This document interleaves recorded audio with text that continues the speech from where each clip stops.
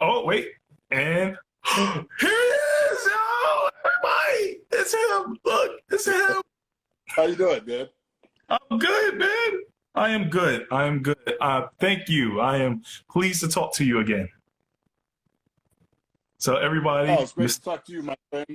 I'm gonna take these glasses off so I can see you a little bit better. How's that? How about yes. So it's funny because one of my well, a lot of people, right? When I told them I was going to interview you, like everybody was happy, right? And we all saw all your wonderful work, such as Billions and The Blacklist and everything, right? But yeah. the one thing that everybody said is, "You talk about my man from the Five Heartbeats." You clearly know a lot of black people. That's a lot of black people's favorite movie. It's like the favorite movie in America. Yeah. Yeah, that is the movie for black people, the Five Heartbeats. I mean, even my children, I said, you know what? I'm gonna sit you down because they was like, "What is the Five Heartbeats, Daddy?" I said, "I'm gonna sit you down and let you watch the Five Heartbeat." Raise them up right, Antwand. Raise them up right. Thank you. So listen, once again, 50 thank yous, and pretty much, we're in a whole new world, whole new state of being. But the one thing that I know has always been consistent prior and even now is the fact that you always seem to be a person who cared about not only your people, but people in general, and you always seem like a warm-hearted person. When I first met you, I interviewed you for a GYMS event about young girls being trafficked. And I thought that was amazing to have you and the whole Blacklist team there. So what are you doing now? Because I think the whole cast of Blacklist is involved with I believe research to help. You teamed up with Oxfam. Yeah, so a lot of the cast, not everybody can do it, of course, but Oxfam, of course, his mission is to eradicate hunger worldwide and to eradicate poverty as much as possible. They're, I think quite nonpartisan and all of that. So I do, a little bit of advocacy work with them. I do some work with a group called the Literacy Trust, which teaches teachers, how to instruct reading and literacy throughout the school systems in New York and so forth. At least right now, it's just New York. And then I just joined the board of Congo Square Theater Company and trying to build a performance arts center in Chicago. So, my hands are full, even though it's a quarantine time. I've been doing a lot of stuff. And you grew up in Chicago. That's where you were born, right? Born and raised. That's right. Exactly. Yeah. I mean, because I know several people out in Chicago, and I just know that, kind of like me, I grew up in South Florida and Harlem. And, we grew up in the urban areas, and you didn't have a lot of resources to become the things that we're trying to become, to be like filmmakers and actors and all that stuff like that. Right. So how do you feel like that is now? Do you feel like that there's more initiatives to give people in the streets of Chicago, youth in the urban areas, a chance to become a great actor like yourself? Well, I think acting is something that you're either determined to do or not. Like, I think that it's not like a lot of people are going to encourage you. I wouldn't encourage people to be an actor. If I had a son, I wouldn't want him to be an actor. But that said, if you are meant to be an actor, if you're determined to do it, you'll do it. And I don't think that, it's a matter of people giving you opportunities. It's a matter of making them for yourself. That said, Antwand, you know as much as I do what's going on out here. People demanding visibility and recognition. I think it will have an impact. I think that the ability to make movies, to make content, I don't know what's going to happen with the theater, but insofar as putting stuff onto a screen someplace, I think, they're running out of content. So I think there's going to be a lot of opportunities for filmmakers of color who are ambitious enough and who are tough enough, to stick it up. Yeah. So I have to ask this question, because if I don't ask this question, there's a lot of people who watch me who will be like, I hate you for not asking this question. Okay. There's a Matrix remake or a new Matrix coming out. Did you hear anything? Did they call you back? Because we hoping that you're going to be in it. We'd love to have you back in it. Hey, I'd love to be in it. They haven't said anything to me about it, but I'm not even sure if I heard that Fishburne is going to be in it. I know that Jada signed on, Carrie Ann Moss, Keanu Reeves, but everything stopped. So Yeah. I don't know how far they were along. I don't know how close they are to really were involved in making it really happen. If they were doing preliminary stuff, I don't know. But they haven't reached out to me. But I would be more than excited to do it. So we have plenty of people in here, and most of them I know personally. Well, not most of them, some of them I know personally, and they're actors, and they're actors still on the grind. And we've all been halted by COVID. Do you have any, I don't know, advice you would give to these actors who are hungry to get in the industry, who are hungry to still be it, despite the current situation?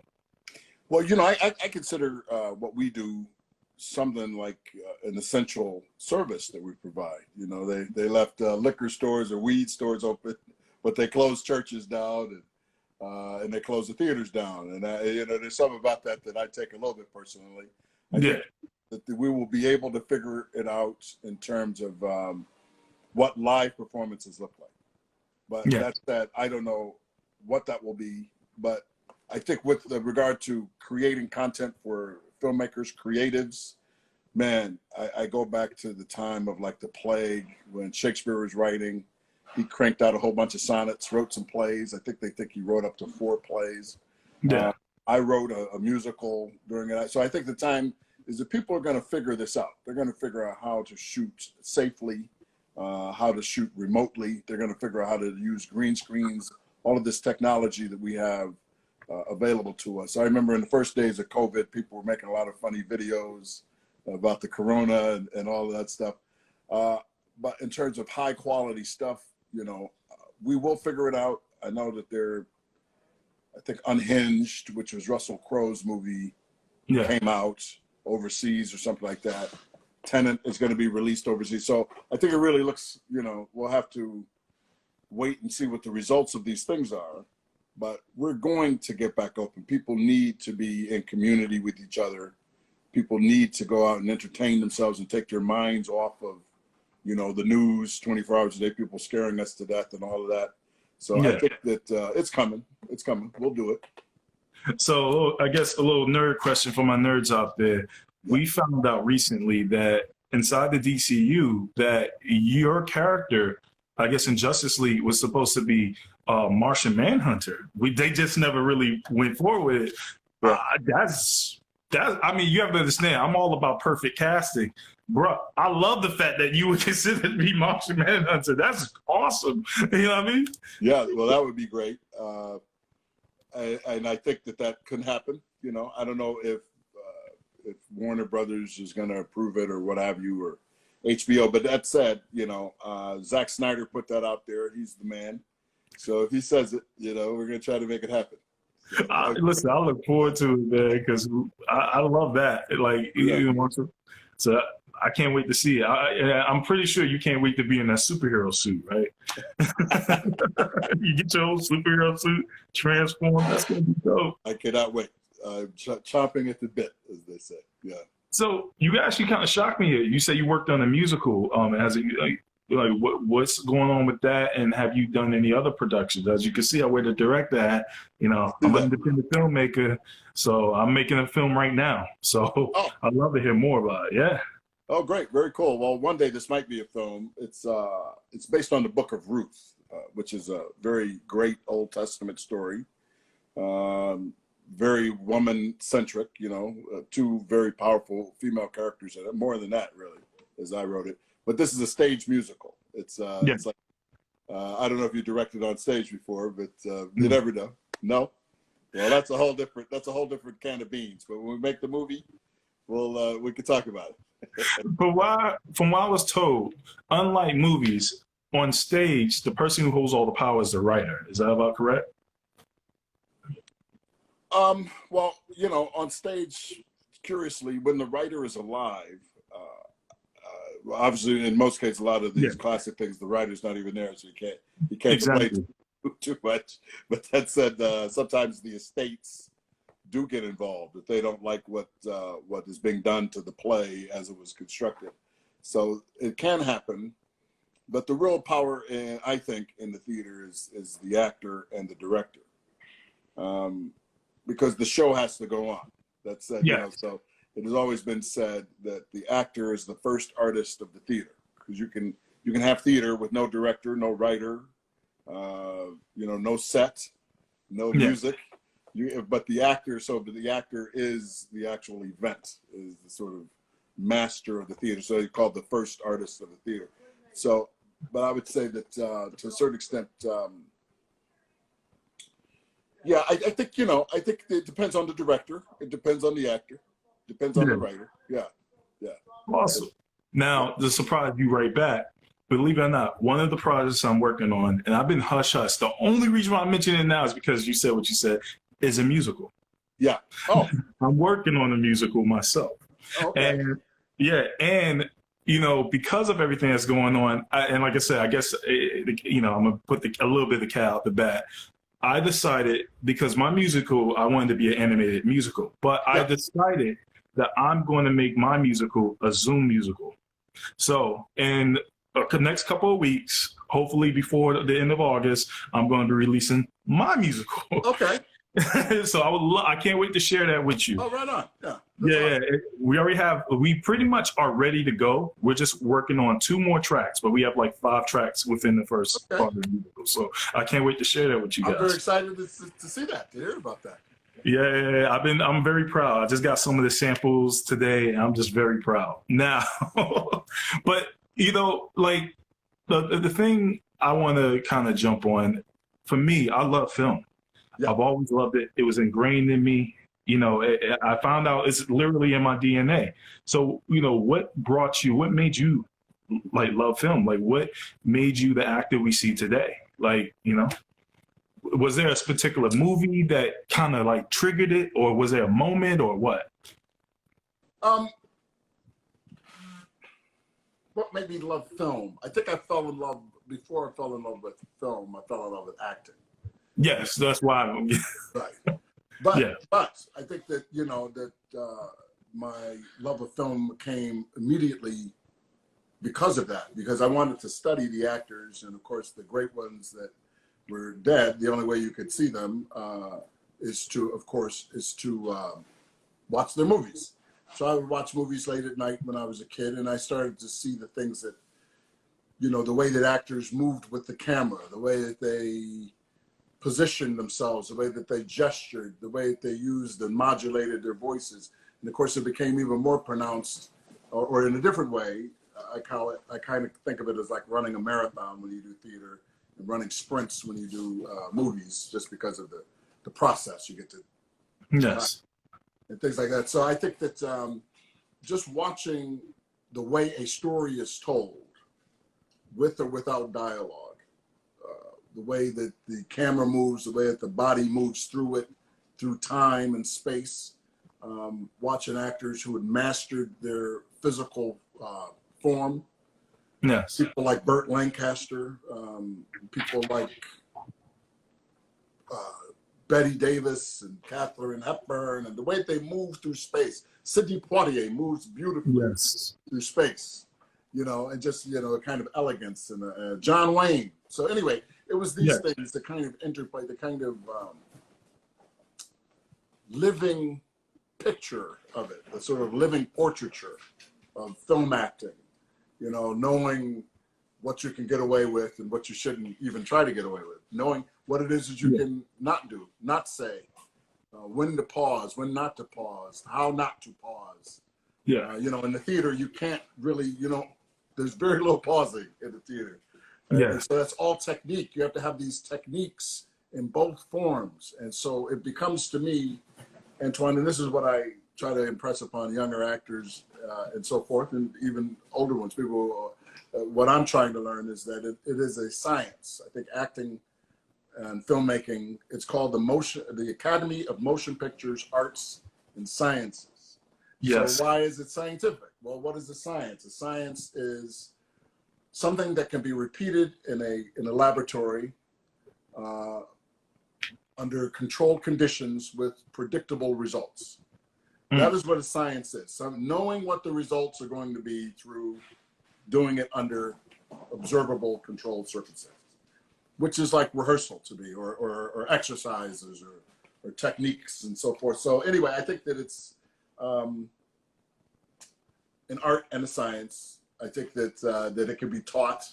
That's the thing that I also try to impress upon young people who want to learn this, is that everybody thinks that it's about talent, and talent is great, doesn't hurt usually, but it is certainly secondary to skill, and skills can be taught.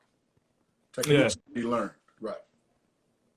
And so, do you feel that same thing? Because I mean, I agree with you. Like, Alex is such a teacher. I mean, Alex, acting is such a teachable trait. But do you feel that same way when it comes to filmmaking, as far as directing and producing?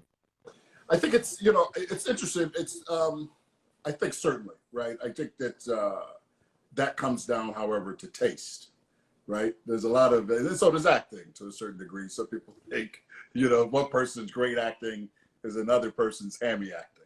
One person's subtle acting is another person's not acting. One person's, you know, erratic, quick eye is another person's, you know, choppy film that doesn't have the lyricism and the kind of broad sort of epic scope.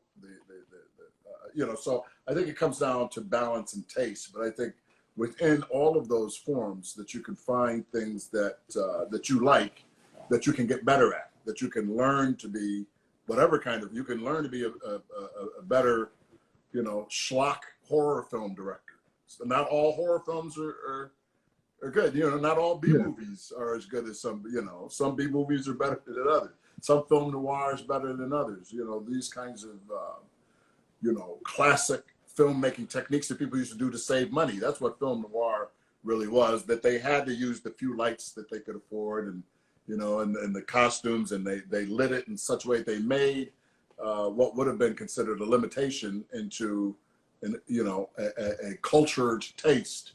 And so I think that, that, you know, as long as you keep studying, there's so many movies, you know, that you could look at. I think it might have been Artaud, but my friend Angus always tells me that somebody said that filmmaking is public dreaming. Wow. And I think that that's true. I think that, you know, yeah, that's what we're trying to, you know, we're trying to convey something that is in our mind's eye onto this, you know, this thing. That's very difficult. Something that the old philosophers, people like Wittgenstein, used to talk about, things like private language, not thinking that was possible, but can somebody have something that's in their mind that is only theirs, and that they only can see, but then trying to communicate that to somebody with the tools at hand, I think is the whole, you know, name of the game. That's what makes it such a great, great undertaking. And it's funny. Yeah. It's funny you say that, because I interviewed Dion Taylor, or no, it was Jim Merkel recently. And I told him, I said, for me as a filmmaker, I look at, like, you know, I just want to get these crazy thoughts out of my head, right? Like, because, I mean, when you think about it, right, when it's just in concept form, what you're saying is kind of ridiculous. Like, yeah, you know, I want this guy, I want him flying through space on a rocket and shooting beams, and then it's going to be like this werewolf guy with him and everything. And it just sounds like, wow, okay. But then when you see it come to life and you see the person's vision, you're like, oh, this is wonderful, you know? Yeah. And I always, go ahead. Well, I was going to say, you know, it's if you invest it with conviction, like, you know, like, as I said, the even styles of acting go in and out. You know, you look at stuff from the 40s and you're like, man, they're doing the most. That's too much. You know, you can't be, oh, and you see all of these people doing this, but they're so committed to it, and it's and if it's good style, it's great forever. But, you know, we really sort of, you know, the styles do change. Shakespeare's got this wonderful line in Hamlet where he's talking about the actors, and he says, be sure to use them well, for they are the abstracts and brief chronicles of the time. Amen. They are the abstracts and brief chronicles of. So that's why, you know, you look at, if we could go back in time and look at Shakespeare, you know, performers acting, and they would be doing all this stuff, they would seem like, man, that's out. But in reality, you know, when you invest it with your passion as an actor, you can be a werewolf shooting through space like you're talking about, or with all of these things. The people doing it believe it. They seem to. So. Yeah. So I gotta ask this question because it was an idea a long time ago. Like, the idea of actors watching their own films and being like, wow, I did a good job. You know what I mean? Sometimes people look at it like frowned upon sometimes because it's a weird thing, right? A chef can be a chef and he could cook his own food and he could praise himself for cooking a great meal. But sometimes when you're in the realm of rapping or acting, if you were just caught like looking at your own movie, it's kind of like, you watch your own stuff? You know what I mean? But it's true. So have you ever sat back, saw something you did and go, man, I really did a good job? It's an interesting thing. From time to time, there have been things that I've been, relatively pleased with. If I haven't seen it for years and something happens to be on, I'll look at that actor that I was, like another actor, and I'll myself. I'll either sometimes think, man, that kid's got a lot to learn, or pretty good for a kid, I was mature in some ways and had some things to learn in other ways. Yeah. But yeah, there are times I try not to look at myself on film just because I normally am thinking how fat I am now. I used to think I was skinny, right? So, but there's this old thing somebody talks about. I wish I were as skinny as when I thought I was fat. I'm not gonna lie. Unfortunately, I'm in the same boat because I have my son. I was showing them pictures the other day of when I was like young and in my most shape, and they said, "Yeah, Dad, but you fat now." And I'm like, "Geez." You look great to me, buddy. You look great. I know. I mean, see, I would like to say that. Thank you. I look great, but then my kids, like, they just want to be the mirror that I didn't ask for. Like, yeah, hey, Dad. Wait till he gets to be your age. Let's see how he looks like. Oh yeah, I can't wait. Oh, I'm just gonna have a whole list of jokes for him. Yeah. How have you been doing in this the world seems like in chaos and we all have to find our ways of peace. So how have you been coping with all the recent changes in the world?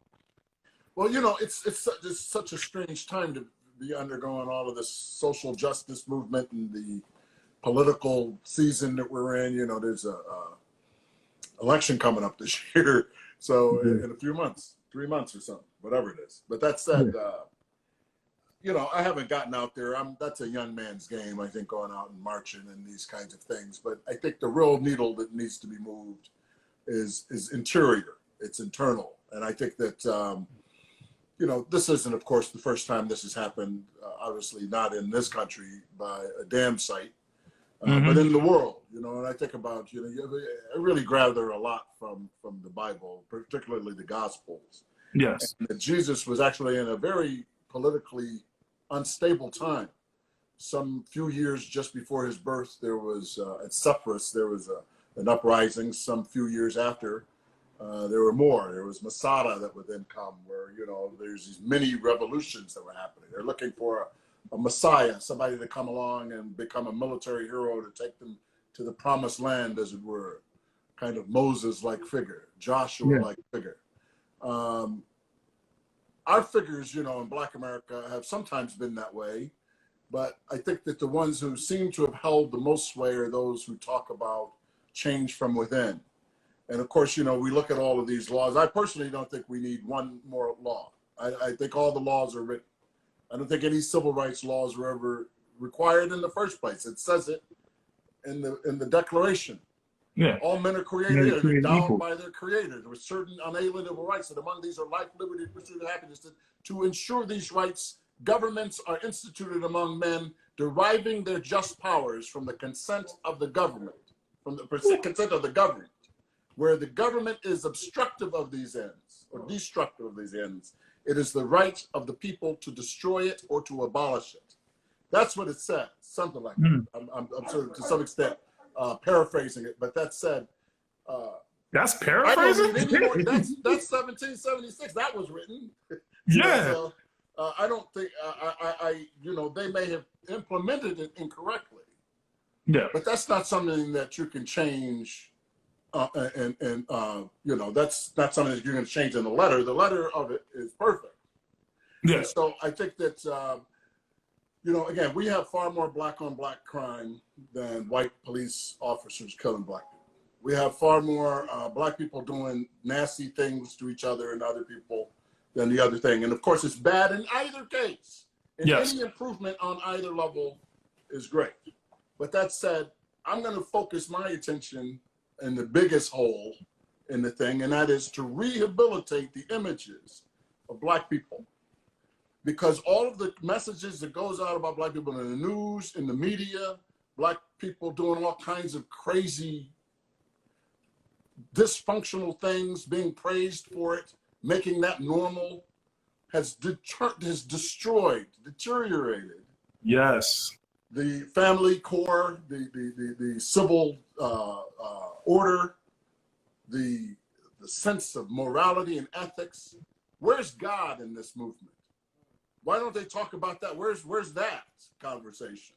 And so I think that, you know, so for me, being a public dreamer, being somebody who's engaged in these conversations, for me, it is, you know, who cares really what an actor thinks? Actors are people who say whatever they have to say for hire. Yes. Right? I mean, that's what we do. We dissemble. We pretend to be something we're not all the time. So who really can trust what the heck I have to say?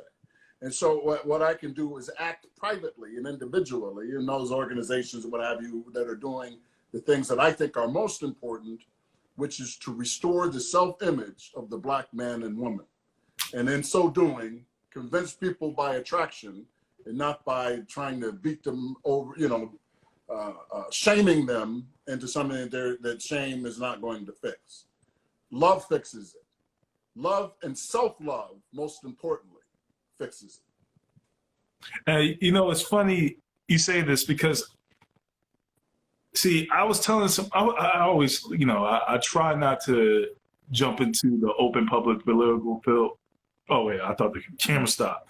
But a lot of the things that's going on with the black community is something that was we already started off kind of on the wrong side of things. And then every time we tried to get ahead, we had everything just be worked against us to the point where you have black on black crime, but that all came from the fact that we were kind of trained to hate each other from the beginning.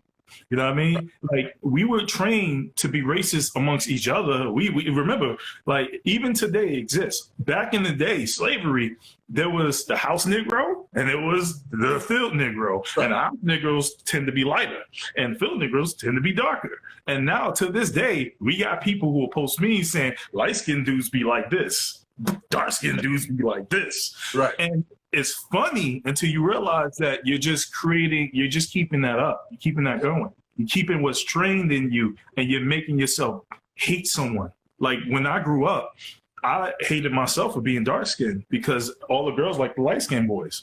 You know what I mean? And you know what I mean? And it wasn't until Wesley Snipes came and changed all that, and all the dark skinned brothers started getting on the screen, and then I started feeling proud to be dark skinned. That's right. I'm feeling some kind of way about you, brother. But see, now on the flip side, right? We're praising dark skin, but now we're putting down light skin, and that's what's wrong. It's a constant cycle where you know, the oppressor are becoming the oppressors, and so many, and these are within the subgroups. So you have it already on the main stage. Now you have it within the subgroups, and as far it goes deeper and deeper. So you're asking everybody to come out, and you have to first stop hating the subgroups, then you gotta keep building that up. And that's what is going on.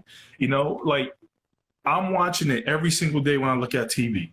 We're finding a new reason to hate somebody. Mm-hmm. And that's what's wrong with the world to me. We're finding stupid reasons to hate somebody. You know what I mean? And when you look at everything on paper, there was one film that kind of pointed out, even with with racist white people, right? You know, when you look at why they're mad at the same reason why black people are mad. You know, like, they're racist because they're poor. There's racist white people who are poor, they're broke. What they're thinking is, wait a minute, you give all these black folks all these great opportunities, and because they have all these great opportunities, you know, we don't get nothing. But we're begging for the great opportunities just like you. Right. Like, you know? And that's what's happening right now. And so for us black folks, because people always saying, well, y'all talk about this, but I got black on black crime. We were trained mentally, and we taught our kids, yo, he says something to you, go fight that motherfucker down the street. Like, we were taught that, you know? Yeah. And so we have to break that. We have to teach our kids, hey, listen, we got to handle this a different way. Because the streets of Chicago. It's an interesting fact, and this is, to your point, you're 100% right, but it's an interesting fact that, you know, white on white crime happens all the time too. So like it's generally 85% of crimes are committed within the race. So, you know, and you know, I don't know, it might tick up a little bit more or less for black people just because of the other comorbidities, so to speak, that is going on in these communities, you know, the systemic, all of the other stressors. And so I think that, you know, but yeah, yes, your point is well taken. Energy is misdirected. And you know, one way I think to yoke people back to what is important is through our use in art and culture. It becomes a collective, you know, it kind of serves as a kind of quasi religion in a way.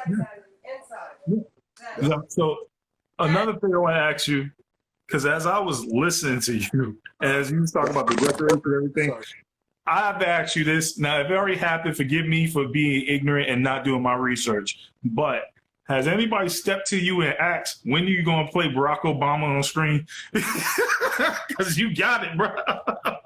People ask me all the time. And, you know, people ask me that if I had a quarter, I'd be. No, but that's, but yeah, you know, nobody's ever offered me it. I always tell people that I just have to play myself because he's playing me. I'm listening to the voice, and I'm like, yo, he really got it. Like, he can really pull it off. You know what I mean? I would love to be the guy. I was first. You saw the 5 heartbeats before you ever heard of Barack. Yes. Hey, do you still keep in contact with Robert Townsend? Yeah, I talk to Robert every once in a while. Yeah, he actually texts me sometimes. What do they call it? Inboxes me or direct messages me. Yeah, sometimes. Can you tell him I want to interview him? I'm one of his fans. I love Robert Townsend. Sure. Yeah. I would love to interview. Like, you have to understand. I have a short list, and I'm gonna tell you a funny thing, right? One of my favorite actors is Denzel Washington. Yeah. When I was a kid, I loved Denzel. All I ever wanted to do in life was meet Denzel, right? Yeah. And so I finally got the chance. I had to interview him on the set of Two Guns.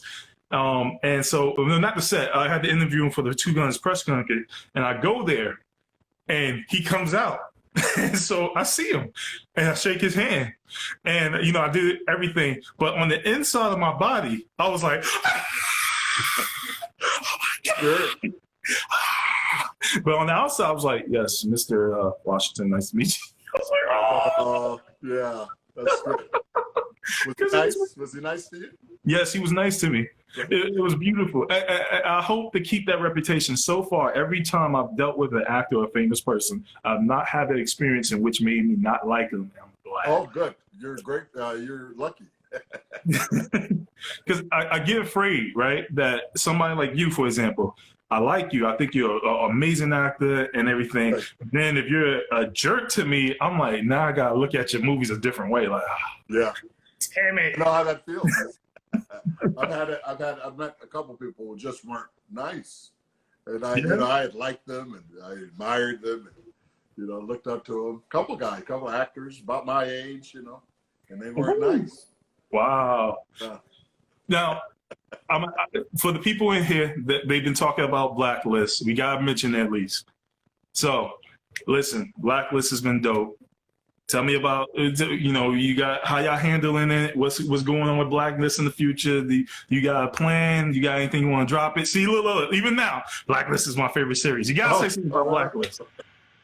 I'm glad people are interested in it. We are planning to go back to work in a few weeks. So start shooting. I think if that's the case, like the first episode wouldn't even be ready really until October, early October, the earliest, I think. I don't I mean, we're pretty quick. We shoot an episode or so in a week and a half. So, yeah, but we're going to go back to work. They have the protocols. I think Tyler Perry's people are already back to work, for example, in Atlanta, I heard. Yeah, but yeah, they already had a COVID incident so far. Oh, did Like they got to work. Yeah, they did. Like that quick. Like 3 people got COVID. Yeah. I take it back. And, I don't want to get it. So That's the same thing with Major League Baseball, right? Like it's like okay, and then the whole Marlins got COVID, and they was like, and now another team got it. So it's like, yo, we just gotta. It sucks, man. We're gonna have to really, really just wait this one out. 2020. I don't know what to do with you, man. I hear that there's all kinds of stuff that you hear. Obviously, we're just going along with what people tell us to believe. What do we know? We're not doctors. Yeah. But yeah, there's some people that say that hydrochloroquine actually works as a prophylaxis if you take it, in certain doses. They're saying that there's a lot of inaccuracies in the testing and the reporting. Yeah. I don't know, man. I mean, I think that at a certain point, though, this has to stop. This has to stop. I mean, I get it. Everybody wants to go back to normal. It sucks. It's just like everybody got put on punishment, and there's some people fighting it, and there's some people not. Yeah. And it is what it is. I mean, everybody's summer's ruined. So because we about to hit winter already, you know. Now, one more thing about I got also asked about for the Billions fans. Anything you could tell us about what's going on with Billions? Well, I can tell you that I was supposed to do several episodes this season, and I was geared for it because it's a really great show. Like, yes. I love The Blacklist, but I also love Billions. They're both great shows. I have to say, to live in New York City, with a beautiful wife and in the center of the world, really all of these things, and to be actually on 2 great shows, man, that's hog heaven, I guess, as they say in the old days. So it's awesome. I know that they've been in communication with us. They normally start later than The Blacklist. So whereas we normally would have started about last week in a normal year, it's going to be about a month delayed. They might not get started until December or something. Awesome. So by that time, yeah, who knows? There might be all kinds of vaccines tried out and so forth. Thank you. Yeah. So look, I'm not going to take up all your day, have you up here and everything. So, is there anything you would like to say to everybody out there who's listening? They got your attention. Any hopeful words, any words of encouragement you want to say to these people? Well, I want, first of all, for them to know that you are a heck of a guy. You're a great, charming fellow. You are a man's man. You really are passionate about this, and that inspires me. I think it's important that we communicate, and that those who are, in a position that we can provide some guidance or inspiration, that we should do that, and we should get co-equally inspired. And yes, that's the benefit of it. So I wanted to know that about you. Secondly, my good friend Man Robinson and Pastor Chad Lawson Cooper helped us to get a movie that I made some years ago called Troubled Waters. It's going to be coming out on BET, I think, later in this season. I play a comedian, so I want you to see it. Troubled Waters. Look it up. I definitely want to see it. Yeah. And on Amazon already, I have a movie called H4 that is out, which is the first Black Shakespeare film ever done.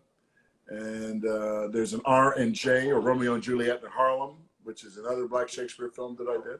And aren't you also playing, correct me, Frederick Douglass in Emperor? Yeah, that's right. I think that I did. That was the hottest day. I was in a full suit, then I had a wool wig on and a beard. And it was 100 degrees literally in the shade in Savannah, Georgia. I played Frederick Douglass, and my buddy Dio plays Emperor, and James Cromwell plays John Brown. So I think that they might have released that streaming or something. Yeah. It was on the deck to be released in the theaters, and then COVID. Yeah. So yeah, but it's a good movie, and it's, you know, I think that whole thing about what happened to John Brown and Harper's Ferry and all that is extraordinarily intriguing. Well, I look forward to seeing it. Yeah.